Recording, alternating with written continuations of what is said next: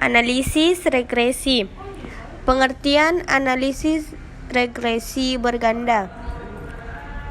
Penelitian ini dilakukan untuk mengetahui pengaruh kandungan kalori, protein, dan lemak terhadap harga suplemen otot yang terkandung di dalamnya.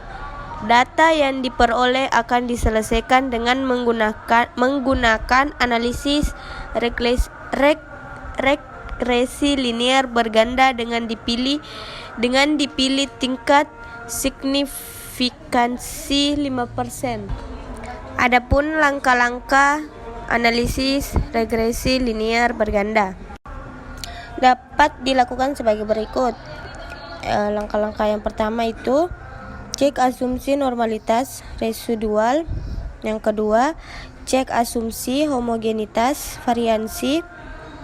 Yang ketiga, cek linearitas. 4, bentuk model. 5, uji signifikansi kebaikan model. 6, uji signifikansi koefisien regresi. Dan terakhir, analisis lanjutan R2 dan multikolini. Adapun contoh kasusnya akan dijelaskan oleh teman saya.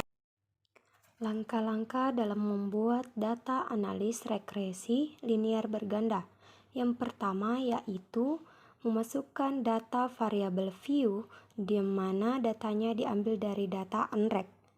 Kemudian data view yang mana datanya juga diambil dari data unrect. Tampilannya seperti pada layar berikut ini. Selanjutnya, menekan pada bagian analis, lalu regression, lalu tekan linear.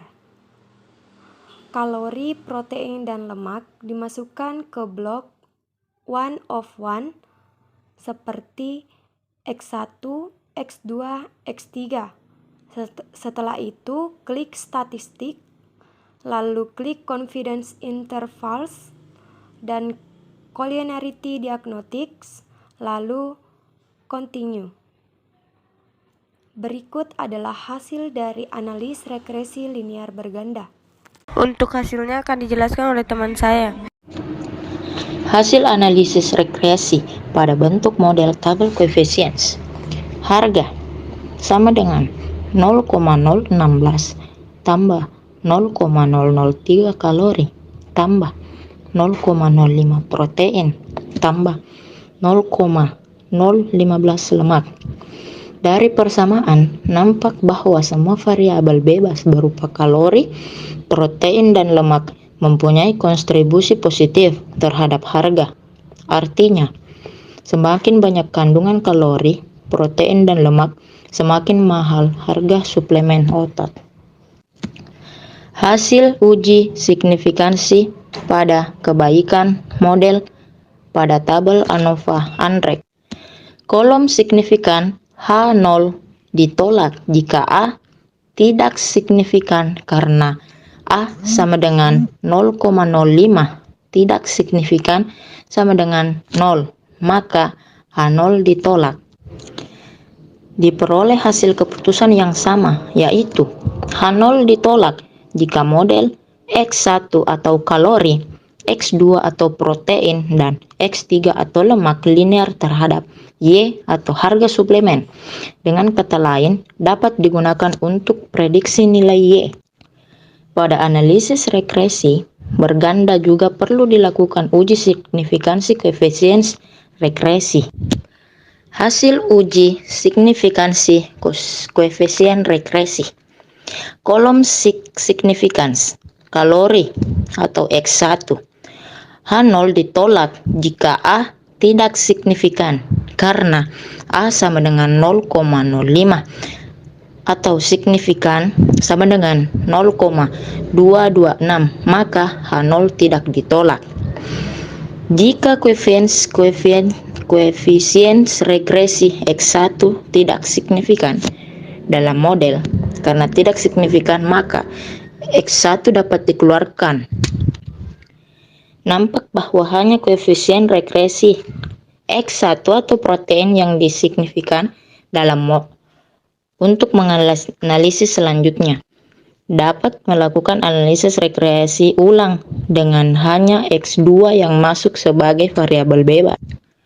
Analisis selanjutan R⁻2 dan multikolinier pada tabel model summary. Nilai R⁻2, kolom R square atau R⁻2 dan adjusted R square atau R2 atau ADJ R square atau R2 sama dengan 0,742 dan R2 atau ADJ sama dengan 0,691. Nilai koefisien determinasi R2 sama dengan 0,742 mengindikasikan bahwa sebesar 74,2% variabilitas Y atau harga dapat diterangkan X1 atau kalori, X2 atau protein, dan X3 atau lemak. Sedangkan sisanya sebesar 25,8%. Variabilitas Y diterangkan oleh variabel X lain yang tidak dipertimbangkan masuk ke dalam. Hasil identifikasi terjadinya multikoliniaritas antara X dengan eigenvalue dan condition index atau C1 pada tabel collinearity diagnostik. Dapat digunakan untuk identifikasi ada tidaknya multikolinier dalam model regresi yang terbentuk multikolinier terindikasi terjadi dalam model apabila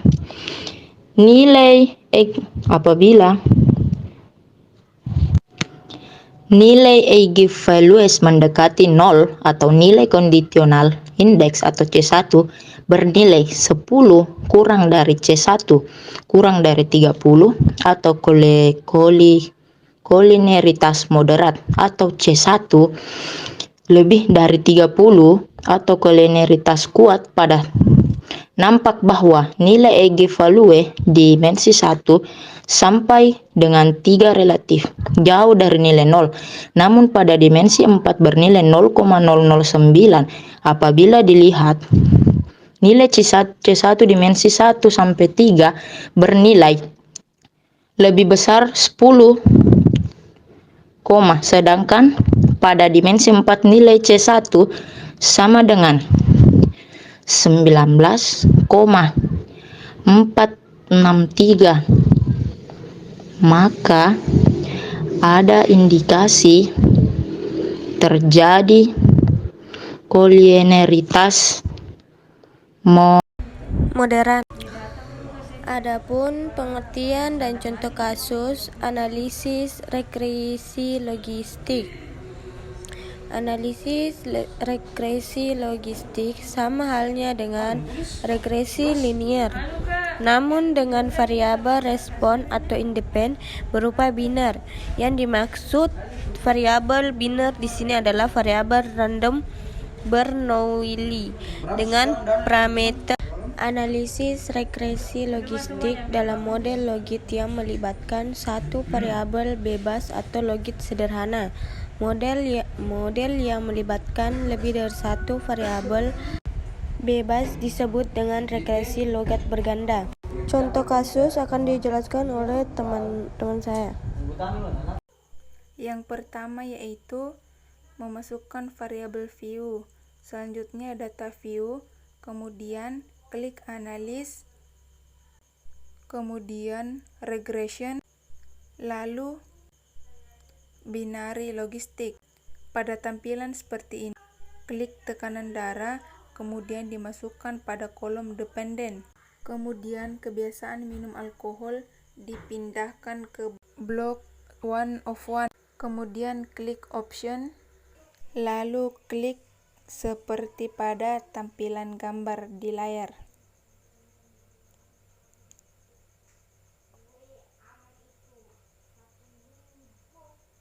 Setelah itu klik continue, lalu klik OK. Inilah hasil analis regresi linear berganda. Pada kolom signifikan usia pasien dapat dilihat terdapat nilai 0,01 di mana nilai signifikan melebihi dari 0,05.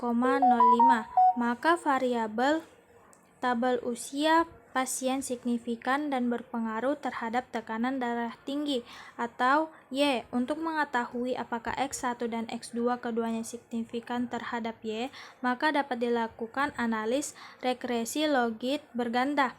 Sebagai berikut, klik analis, lalu klik registrasi, lalu binary logistik, kemudian pada kolom dependen isi dengan tekanan darah tinggi, dan pada kolom blok 1 of 1 kita isi dengan X1 dan X2.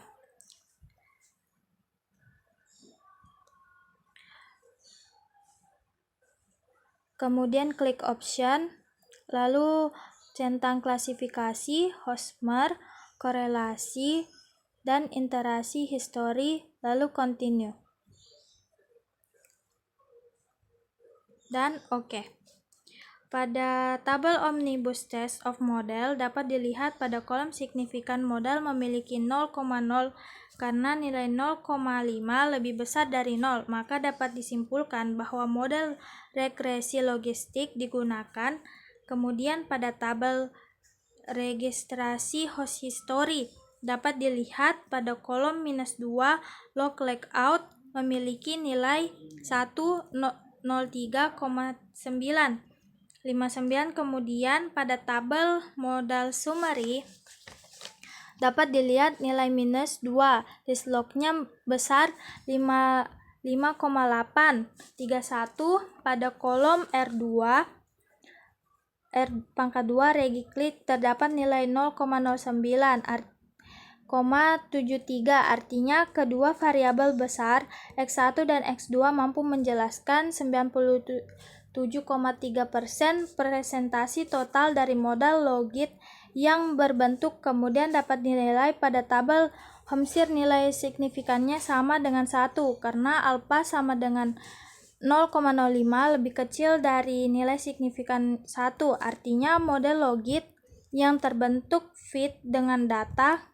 Kemudian pada tabel klasifikasi dapat dilihat pada kolom perspeknya dapat dilihat senilai dengan 98,7, artinya nilai ketetapan klasifikasi model sebesar 98,7%. Sekian penjelasan mengenai regresi linier berganda dan regresi logaritmik. Lebih dan kurangnya mohon dimaafkan. Terima kasih.